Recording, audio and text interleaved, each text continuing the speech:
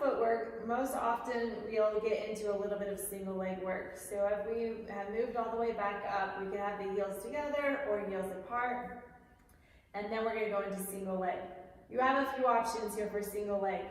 You can start to go into single leg of alternating, which then is teaching that spatial awareness of kind of feeling where your heel is landing and loading in your sits bones. A lot of times people will move and drift their feet, not being aware of that alignment. So that can be tabletop leg, like we'll get into, or when you're marching, you could also alternate and kick, bend, land, okay?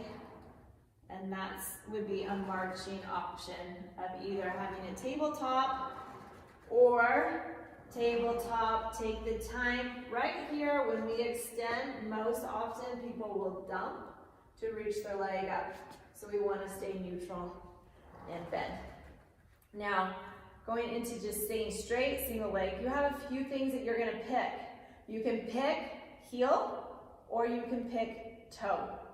High heel on single leg or heel on the bar, single leg. Now you could also pick, if you want all the legs to be parallel, you could have your working leg be lateral while your other leg is parallel. Okay, and I do that a lot of times to challenge the hip stability. So when the bar leg is lateral and the gesture leg is parallel, a lot of times this hip will do different stuff. So it's an added challenge later on to play with that, but that's basically what you're picking. You're picking heels or toes, parallel, lateral, and then we don't usually do medial here. I would not mess with that. Now our gesture leg, we have 4 layers right now. The first one, so I picked my heel. I'm gonna load up my seat. I picked tabletop. You can press your hand into that to activate those obliques and to stabilize the pelvis in neutral. And now as I inhale, I'm going to press away and I make sure this leg comes all the way. I don't want to lock that knee. I'm going to stabilize.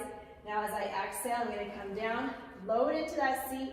I don't want to hit the carriage stopper. I keep that load in the glute. I press through and down. Now gesture leg, when I reach and I go out, I'm going to reach that gesture leg up, straighten, bend. Now when I come down, I'm going to reach that leg out. Inhale. You can play with plantar dorsiflexion of the foot up there too. Bend and reach. So I'm playing with my foot. I'm going to point in, flex up, point in, flex. Just different options if you want to play with that. Then lift and lower. I'm going to keep this leg straight. Point, reach, up to where it's neutral. Again, I don't want to dump into the back because I'm not getting the hamstring stretch.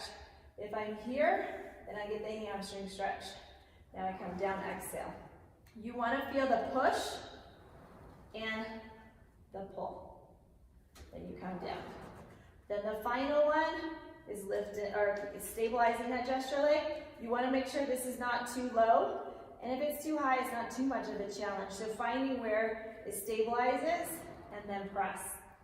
Now a good final little challenge in this holding leg is our pulse ranges. So this would be low range, where I'm staying low, and I just do little pulses. And in range, where I do little pulses. Keeping that alignment. Working the out and then half in. And then usually 1 or 2 times in and out is helpful just to kind of release it, and then a nice little shake before you go to the other side. And that's single leg on the bed.